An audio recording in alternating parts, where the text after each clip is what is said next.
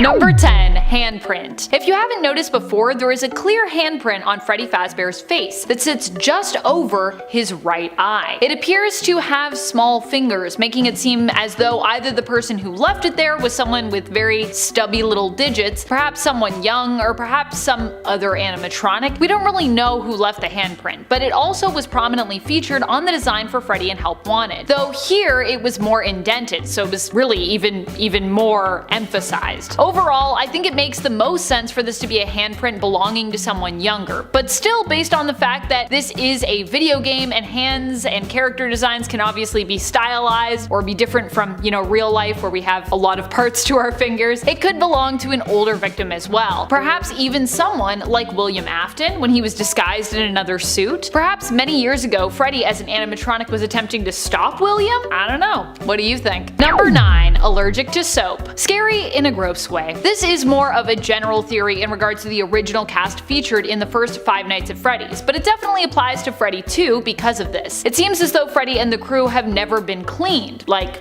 ever, since they went into service, and have likely never been serviced either, as the kids who went missing were never found. So, you'd have to actually do maintenance on them to find the kids, and they never found them, so you know what I'm saying. The evidence for this theory comes from something that Phone Guy says, stating on one of his recordings that he too would probably be in a bad mood if he hadn't had a bath in 20 years. This implies that the animatronics have seriously never been cleaned. Perhaps because doing so presumably causes damage to them. In fact, soap could be an effective tool used against the animatronics, now that I think about it, if you were thinking of doing harm to them. Just like wash them until they're destroyed. It is weird though, and pretty gross, that they haven't been cleaned or serviced in years. Even when I worked at a laser tag place, we cleaned and serviced our lasers and their packs regularly. And we actually used a special solution which would disinfect and clean without doing any damage to the inner workings of the lasers or the packs. Something I would suggest they invest in maybe at Freddy's. And friends, before we move on to the next part of this list, just a quick reminder to go down there and smash that like button. Every time you smash that like button, a new theory is uncovered somewhere. Is that a new FNAF theory I hear right now? Yeah, I feel like there was a few clicks. Number 8. Freddy killed Phone Guy. While we do hear Golden Freddy's jump scare at the end of the phone recording on night 4, we also hear Freddy's music, implying that Phone Guy ran out of power. It is possible that all animatronics were actually present at this time and that maybe we just didn't hear all of them, and that Freddy therefore also took part in ending Phone Guy. Otherwise, I would suggest that Golden Freddy at least didn't work alone, as Freddy was also there too. It would make sense that the two Freddys might team up to take down Phone Guy together, sharing in their victory over him. Which brings me to another point. Number 7. Shared consciousnesses? I guess we could say it that way too. What if all Freddys have a shared consciousness? A hive mind, if you will. The fact that they both make an appearance on the recording for night 4 where both can be heard could be used as evidence for this point. The message, "It's me," could actually have been misinterpreted by all of us and instead be Golden Freddy's attempt to let us know that the animatronic is actually also Freddy. Perhaps even Fredbear as well. Perhaps even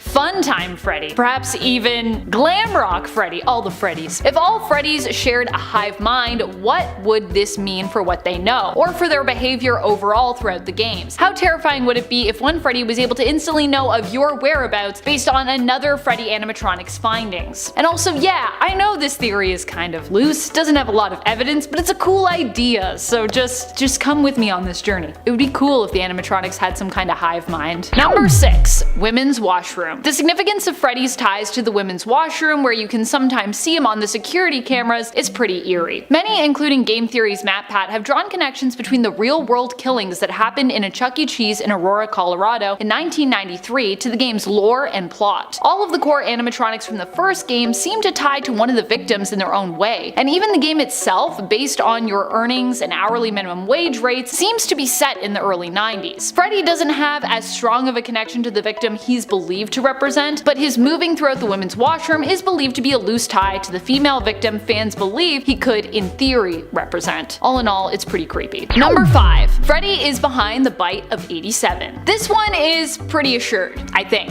at this point, but also there are multiple bites and timelines are a bit, or well, a lot, unstable in the FNAF world. So also, maybe this isn't as confirmed as we all think it is. Who knows? Based on the cutscene we get in FNAF 4 where Crying Child attends the birthday party, it seems as though Freddy is behind that big bite, sinking his teeth into CC's head and in fact crushing it completely. I mean, I know they say that it was part of his brain, his frontal lobe, that was damaged, but I don't know. It looks to me like it was really the whole head there that got damaged. Youch. Which is also why I'm like, is this the same bite? Do we really know? I don't know. There is pretty solid evidence, obviously, to back this one up though. Although the timeline still remains something that really could be changed up at almost any point, as it's not quite as concrete throughout the games. I don't even, I mean, you know, we've talked about the timeline before, friends. You know how crazy it is. Number 4, Freddy is alive! What if we are wrong about the animatronics, or at least Freddy, and instead of being possessed by a spirit, he is in complete control because he is alive, and in fact, an artificial intelligence? What if Freddy is the leader of the crew who planted murderous intentions in their heads because he is capable of independent thought, so he can actually manipulate others and is truly pure evil? In fact, if Freddy were actually the one in control the whole time, the spirit within him would be even more trapped than the others because it would have zero control. I just also like the idea of like AIs coming to life and being like, ha ha ha, I will do harm to you. Number 3, Freddy is possessed. On the other hand, there is the more solid theory that Freddy is in fact possessed, like the other core crew, by one of the spirits of the missing kids. Of course, initially we didn't really know just which child it could be, but from what we learned in the first game surrounding the mystery of the missing kids, it's heavily implied that the animatronics are in fact possessed by their vengeful spirits, and likely were used as a final resting place for their bodies based on the foul odor and pus and blood that was found in and around the animatronics. We also get more evidence to support the spirit's existence and possession of said animatronics in the minigames featured in FNAF 3. Number 2, Gabriel. Gabriel is believed to be the victim whose spirit lives on and possesses Freddy. Remember when I was like, oh, we don't really know who it is? We kinda do know who it is, sort of, if you believe this theory to be true. Where do we get the name Gabriel? From the gravestones featured in FNAF 6, which seem to have a very particular layout and order on the screen that matches up with the ending screen that we see in FNAF 3, where the animatronics' heads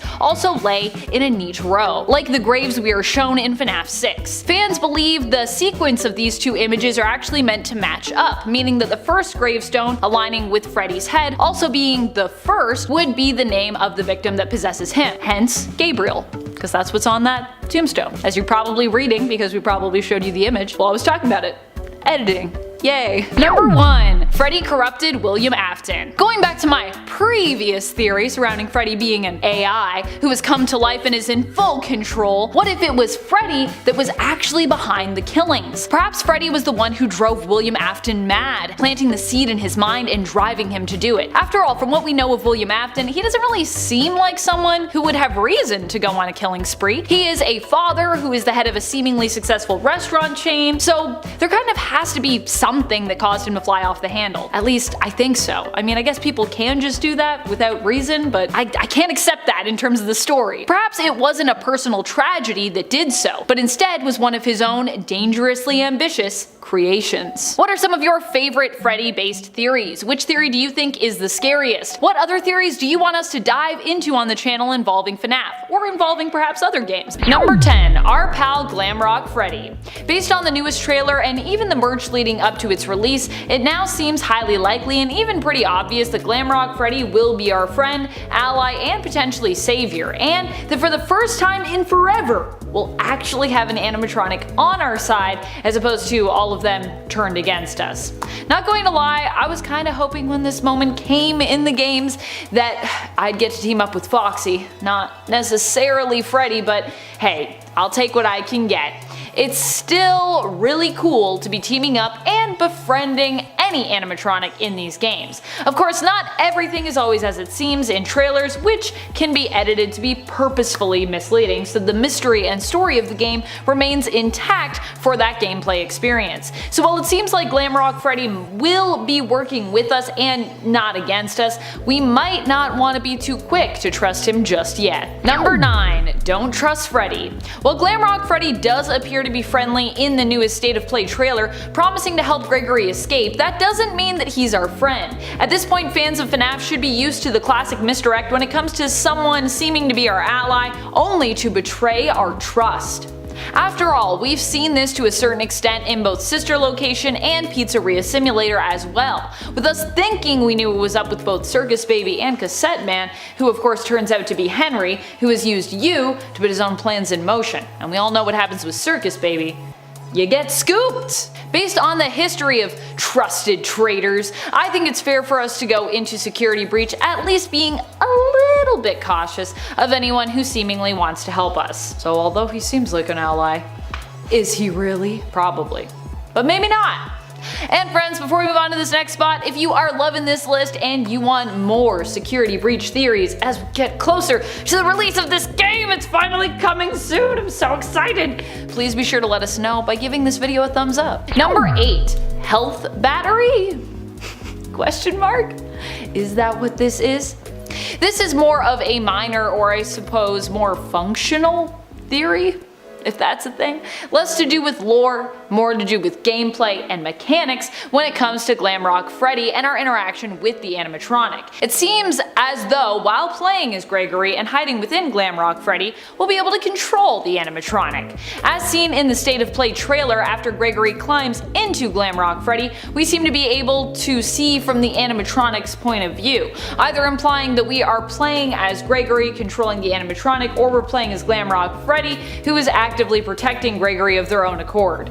Because yeah, Gregory seems to be like this inside their stomach, so unless he can stand up, I don't really know how you pilot that suit. At the bottom of the player screen, we see a battery whose full charge is divided into 5 segments. This could either be the amount of power we have in terms of controlling and using the animatronic, or it could be a health bar. Number 7, fight back. If that battery we see on the screen while inside the Glamrock Freddy animatronic is a health bar, what does that mean? Well, it means that we can be hurt as Glamrock Freddy, or as Gregory, or both maybe, but it also could imply that for the first time ever we can potentially actively fight back against our assailants, which would be super cool. Typically in the FNAF franchise, the survival tactics at our disposal have been a lot more passive, with us not even being able to run away from our attackers in most cases. Or move. There's been a lot of us sitting at a desk, pressing buttons, looking around, that's about it. In Security Breach, it seems we can actively run and hide, but how cool would it be if we were also empowered by being able to fight back? Even if it's only temporarily when we're teamed up with Glamrock Freddy, that would still be pretty awesome. Number 6, scheduled maintenance. Something that I thought was very interesting about the State of Play trailer for Security Breach is that it seems as though Glamrock Freddy and the crew are not animatronics who appear on stage each night. At least, not currently. In the trailer, we learn that Freddy and his band will be taking a few days off from performing actually for scheduled maintenance. The question remains, is this normal scheduled maintenance that happens after each performance, or is it unscheduled maintenance that has to happen as a result of something that went wrong in the show? And if it's scheduled, what does that mean for Glamrock Freddy's personality? Is it possible that the maintenance, or perhaps lack thereof if he escaped before it happened, is what makes him seemingly help us as Gregory? Number 5, detected. If the maintenance is more unscheduled and unusual in terms of how the Mega Pizzaplex and its animatronics usually operate, this wouldn't be too surprising based on something else that we see in the State of Play trailer, and also involving Glamrock Freddy. There is a part of the trailer where we seem to see from Glamrock Freddy's perspective where he drops his microphone as he falls down. As if from his own point of view, we see a notification that seems to come up on, I guess, his view, what he sees, which declares that a child has been detected. At least that's what it seems to be declaring. It says detected, and there's a little picture of a person. I'm assuming it's a child. It could be a full-grown person, I don't know. But still, if it is a child, this would be a revelation. Granted, if Glamrock Freddy was performing, I assume there are lots of children and adults around. So what this means, we don't exactly know. Could it be that Gregory is already hiding inside him and that causes him to malfunction? Or could it be a child appearing on stage that wasn't supposed to be here and that causes the malfunction? Either Gregory or it could be someone else. Could this be another malfunction turned bite? So is it possible that, Glamrock Freddy bit someone and that's why he's malfunctioning? Is that why the animatronics need maintenance? Well, the theory that this detected notification has caused the malfunction could explain that scheduled maintenance. It also creates a lot of other questions for us to ponder the answers to and the theories for. I like this theory because it's a theory that gives us more questions. And I love when you're like, oh, maybe this fits here, and then it's like, oh, but then what about these things? That's my favorite thing about FNAF. Number 4. Free from possession. With the Glamrock animatronics, although we have theories about their origins, we don't really know anything just yet. Specifically in terms of where they came from, or how haunted they are. It's therefore possible that Glamrock Freddy, unlike original Freddy or Golden Freddy, may not be possessed. This could perhaps be why he appears to act friendly towards us in the trailers. It could be that because there is, no vengeful spirit within him, that he has no reason to act viciously or violently towards us or anyone else. Instead, he truly does want to make sure children have a safe and fun time at the Mega Pizzaplex, so we might actually get to see and experience what an animatronic behaving the way they were originally intended and created to looks like, or at least how we'd assume they were originally designed to be. Of course, William and possibly Henry could have had some other intentions for how they wanted them to act or their motivations behind what they wanted them to do, but I don't think so. I think originally, at least, it was about entertaining kids, I think. Number 3. Not so vengeful spirit. On the other hand, as we don't have a lot of intel yet on this, it is equally possible that Freddy could be possessed indeed. However, in this case, he still doesn't seem to be acting vengefully here, unless the vengeance shows up in a different way. Many times we've played as more grown-up, adult security guards in this franchise. I think this might be the first time a leading protagonist, or at least what we assume to be the protagonist, is not an adult but is instead a child with Gregory. And so it could be possible that if there is a spirit within Glamrock Freddy, and if the spirit also belongs to a child, as so many of these spirits in this franchise do, that they inherently want to help Gregory because they recognize he is also a child in peril, like they once were. If this is the explanation behind Glamrock Freddy's seemingly helpful and protective nature, then it's likely they are the only animatronic who is possessed, as the others seem more mindlessly hellbent on harming or capturing Gregory. Either that or these other animatronics are possessed but something is manipulating them. Number 2. Cousin Freddy? My old cousin Glamrock Freddy.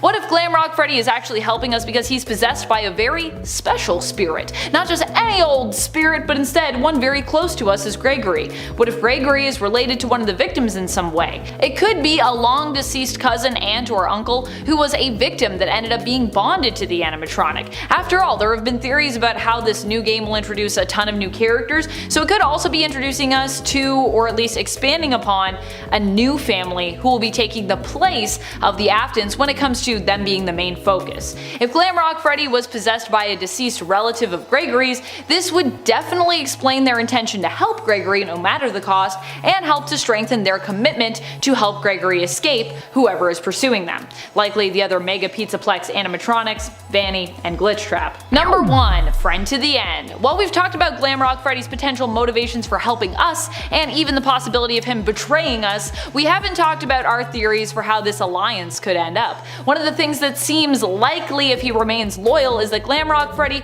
won't end up surviving this game. After all, if Glitchtrap, aka William Afton, returns, an animatronic or in human form, to the physical plane of existence, you can bet he won't be happy about Freddy helping Gregory. It seems likely that Glamrock Freddy in the end will be forced to sacrifice himself to save Gregory and help him get away. At least for now. Granted, who knows if Gregory will continue to be safe in the future. After all, this could just be the beginning of his story, even as it might be the end of Glamrock Freddy's. I'm already mourning the loss of him. I'm already like, rest in peace, Glamrock Freddy. You were great.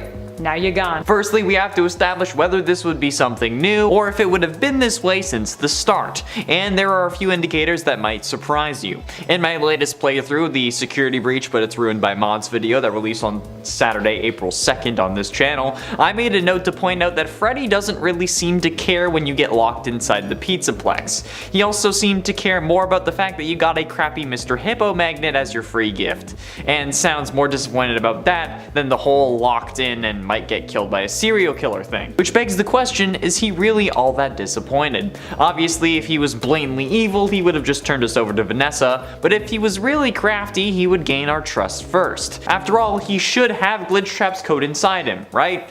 Well, let's look at what he does before the doors close. He sends us to get a pass in order to free him from his green room, and then everything seems to go well. But then, for some random reason, without ever mentioning this before, he tells us that he senses we are broken and that he needs to bring us to medical so that we can get fixed up or something like that. Whether this was meant to be a nod to Crying Child or not doesn't matter in this case, okay? The point here is that it doesn't actually do anything. We get a run-in with Vanessa that later gets turned into a TikTok meme, but other than that, we stay the same. We don't get healed, we don't get a band-aid because we could have had it from the start. We get in that booth, instantly turn around and move the curtain to peep outside and watch that scene. After that, Freddy doesn't mention how we're still broken, and I don't know about you, but me standing in a booth isn't really gonna heal me, okay? It seems odd if you ask me, especially since now with that little pit stop, even if you go full steam ahead making no stops, sprinting the whole time, you can't make it out of the doors. That one little interaction is the 30 seconds that we needed in order to escape out the front doors, but thanks to Freddy, now we don't make it. And you can't use his programming as an excuse for this either, because if we want to use programming as evidence, this man was supposed to be controlled by Afton's virus, and the glitching out should have messed him up. Plus, his coding isn't designed to scan children that are literally inside his body. If he picked up on the injury when Gregory was outside of his stomach for the first time and he was scanning us, why not take him to medical instantly, or as soon as you got out of the green room? And again, why make it seem like your coding is letting you scan a kid that's inside you when nobody should be in there? Unless that's the point. What if Afton's virus did grab a hold of Freddy and just made everything seem like it was fine? Having an animatronic protect you and gaining the kid's trust is a lot better than just nabbing him out of nowhere. Plus, I mean, there would have been plenty of times this kid could have been gotten, particularly when Freddy gets grabbed by the Moondrop animatronic right outside of Parts and Service. You're telling me that Moondrop, the daycare attendant, told Vanessa that Freddy was in the Parts and Service room, but didn't mention that we were in the recharge station right next to Parts and Service? I mean, he knew, like he waved at us while taking Freddy away.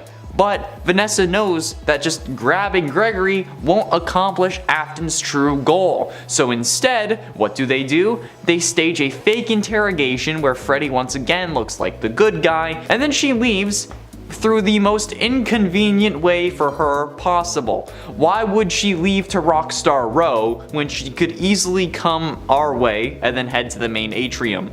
That's where Gregory was. That's where all the animatronics have been spotting him. And then, after Vanessa leaves Freddy in Parts and Service so that his casing can be put on a new endo after corporate gives the go-ahead, she doesn't seem to be suspicious that he's walking around Rockstar Row.